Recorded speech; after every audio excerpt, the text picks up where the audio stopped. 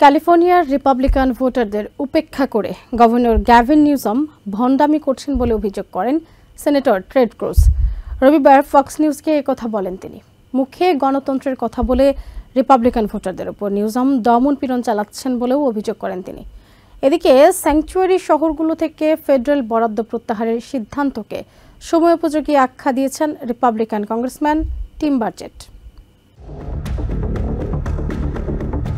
Republican senator Ted Cruz বলেন, ক্যালিফোর্নিয়ায় 58% vote পেয়ে ডেমোক্র্যাটরা কংগ্রেশনাল আসনগুলোর 98% নিয়ন্ত্রণ করছেন। ডেমোক্র্যাটরা নিজেদের মতো আসন পুনর্বিন্যাস করতে চাইছেন বলেও অভিযোগ করেন ক্রুজ।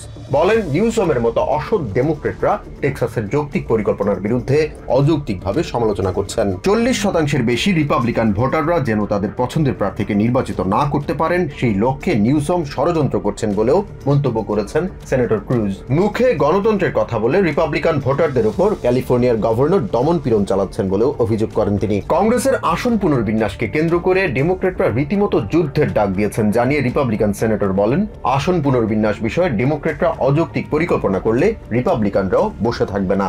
রিপাবলিকান স্টেটগুলো নিজেদের আসন পুনর্বিন্যাস করলে অন্তত 14 জন নতুন রিপাবলিকান আইন প্রণেতা কংগ্রেসের প্রতিনিধিত্ব করবেন বলে হুঁশিয়ার করেন তিনি। এদিকে দেশের 34টি স্যাংচুয়ারি শহর এবং কাউন্টি থেকে ফেডারেল বরাদ্দ প্রত্যাহারের ট্রাম্প প্রশাসনের উদ্যোগ স্থগিত করার রায় দিয়েছেন ক্যালিফোর্নিয়ার ডিস্ট্রিক্ট জাজ উইলিয়াম ওরিক। আদালতের নথি পর্যালোচনা করে এবিসি নিউজ জানায়, 15 পৃষ্ঠার দীর্ঘ নির্দেশনামায় স্যাংচুয়ারি শহরগুলো থেকে ফেডারেল বরাদ্দ প্রত্যাহারের সিদ্ধান্তটির আইনি ভিত্তি নেই বলে জানানো হয়েছে।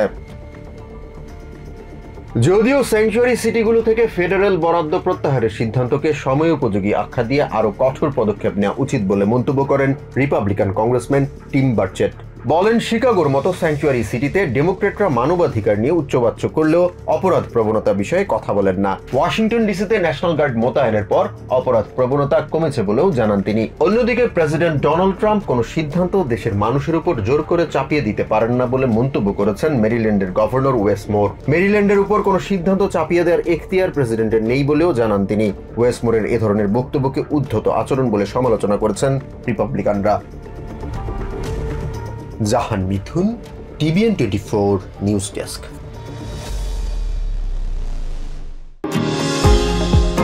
নিউ ইয়র্ক থেকে সম্প্রচারিত টিভিএন 24 টেলিভিশন বিশ্বজুড়ে বাঙালির কণ্ঠস্বর।